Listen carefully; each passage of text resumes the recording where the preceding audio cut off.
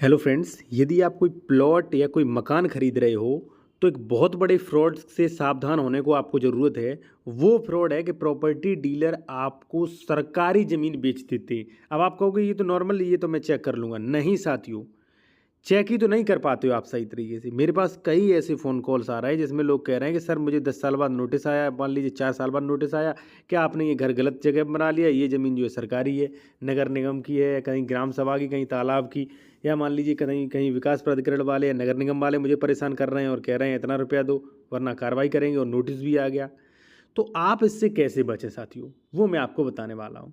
देखिए साथियों, एक्चुअली ये फ्रॉड हो कैसे रहा है वो मैं आपको पहले बता दूँ।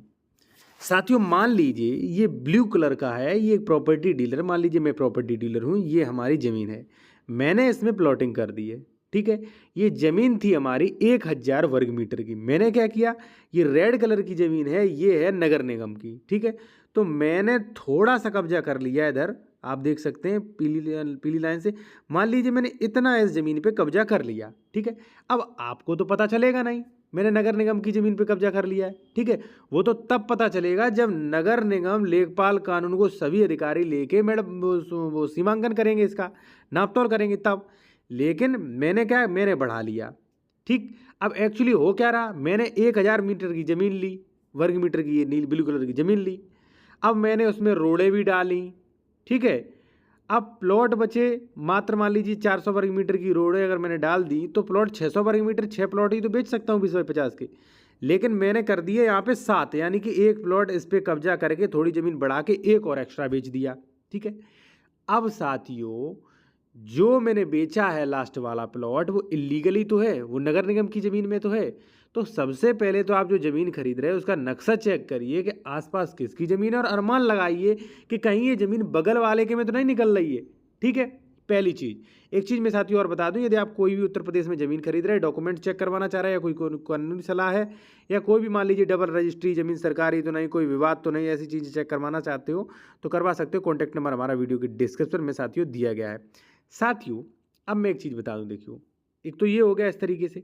दूसरा क्या, मान लीजिए ब्लू कलर की ज़मीन जो है, ये है साथियों तालाब की ज़मीन। ठीक है, कभी 20 साल पहले या 10 साल पहले ये तालाब की ज़मीन हुआ करती थी, लेकिन प्रधान हमारा जानकार का था, उसने ये ज़मीन मुझे पट्टे पे दे दी और मैंने संक्रमणी ज़मीन करा ली।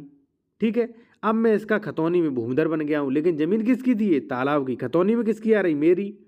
ठीक है, मैंने प्लॉटिंग कर दी, आपने खरीद ली, बिल्कुल सही।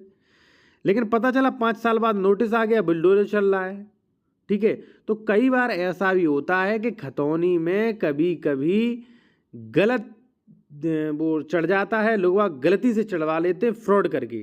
ठीक है, फिर बाद में पता चलता अरे ये ज़मीन तो सरकारी, अब तो सारा पैसा डूब गया। तो उसके लिए आप डॉक्यूमेंट्स 41 45 मैं आपको प्रेफर कर रहा हूँ कि वो देखिए आप। ठीक है, अब साथियों एक फ्रॉड और हो रहा है, वो हो रहा है साथियों डबल रजिस्ट्री वाला फ्रॉड। डबल रजिस्ट्री वाला फ्रॉड कैसे हो रहा है साथियों, मान लीजिए ब्लू कलर की ज़मीन मेरी थी, 1000 वर्ग मीटर मैंने खरीदी है। ठीक है, और मैंने रजिस्ट्री करा दी इस पे 1000 वर्ग मीटर की ही। तो रोड़े कहाँ से दी, यानी कि मैंने अधिक रजिस्ट्री करा दी, कब्जा कहीं और दे दिया। ठीक है, और डबल रजिस्ट्री भी होती है उसी प्लॉट संख्या की, तमाम धड़ल्ले से डबल रजिस्ट्री भी हो रही हैं। तो इन सारे फ्रॉड से बचिए, आप डॉक्यूमेंट्स चेक करवाइए। ठीक है, मेरे द्वारा भी आप डॉक्यूमेंट्स चेक करवा सकते हैं, और कोई कानूनी सलाह लेना चाहते हैं ले सकते हैं साथियों। कॉन्टैक्ट नंबर वीडियो की डिस्क्रिप्शन में दिया गया है हमारा। डायरेक्ट कॉल मत करिएगा, व्हाट्सएप पे मैसेज करिए, कॉल बुक करवाइए, उसके बाद आपको बात करके आप सलाह ले सकते हैं।